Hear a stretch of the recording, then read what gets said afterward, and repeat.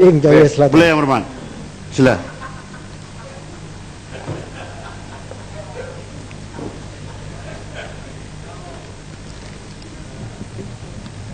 Yang Berhormat bertanya mengapa Kementerian Dalam Negeri dan Kementerian Sumber Manusia tidak peka Ada akan lagi Yang Berhormat yang membalik. meminta penjelasan apakah langkah-langkah yang diambil bagi mengatasi masalah ini. KDN bukan tidak peka terhadap kebanjiran pekerja asing di Malaysia. Ada peraturan Dasar mesyuarat Yang Berhormat sedia kalau ada. cukup quorum, kita berhentikan. Ahli Yang Berhormat.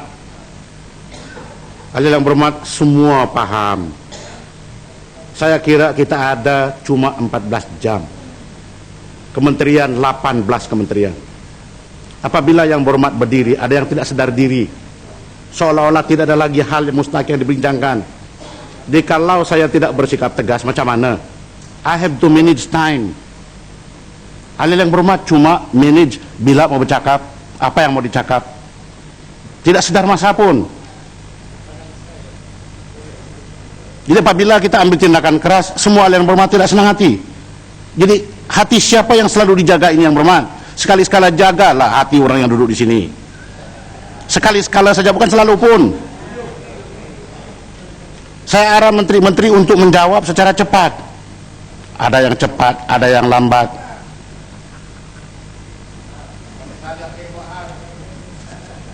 Jadi seorang dua buat hal, semua terkena. Jadi lain kali jangan buat hal.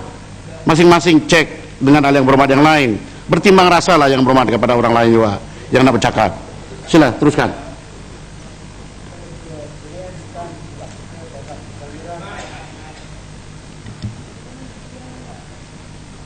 Pekerja asing di Malaysia. Dasar sedia ada pengambilan pekerja asing diputuskan oleh Jemaah Menteri melalui jawatan kuasa Kabinet mengenai pekerja asing dan pendatang asing tanpa izin. Dasar kerajaan sedia ada berkaitan dengan pengambilan pekerja asing di bawah Kementerian Sumber Manusia merupakan satu langkah untuk memberi keutamaan penggajian kepada rakyat tempatan di pelbagai sektor, yang mana semua permohonan pengambilan pekerja asing baru perlu mendapat sijil perakuan Jobs Clearing System daripada Jabatan Tenaga Kerja Semenanjung Malaysia, Kementerian Sumber Manusia. Ini bertujuan memastikan majikan telah berusaha untuk mendapatkan pekerja tempatan sebelum pengambilan pekerja asing dibenarkan. Sekiranya majikan telah berusaha untuk mendapatkan pekerja tempatan tetapi tiada sambutan daripada calon tempatan, maka Jabatan Tenaga Kerja Semenanjung Malaysia atau JTKSM seterusnya akan memberi syor bilangan pekerja asing yang boleh diambil bekerja.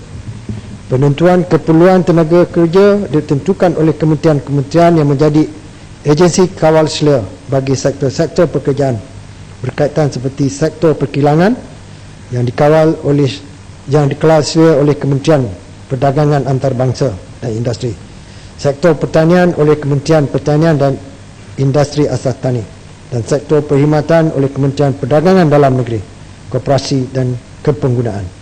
Penglibatan KDN adalah untuk memproses permohonan kutipan levy dan pengurusan permit saja. Tuan Yang Ketua, isu-isu lain ini tidak begitu